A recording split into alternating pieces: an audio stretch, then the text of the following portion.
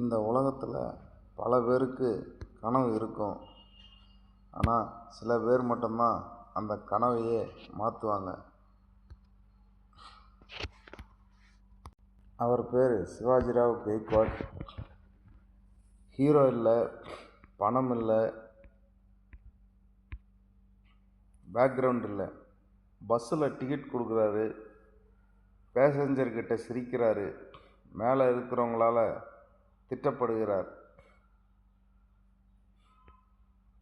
ராத்திரி ஒரு சின்ன அறையில் தனியாக தூங்குறாரு. நண்பர்கள்கிட்ட சினிமா டயலாகை சொல்லி காட்டுறாரு.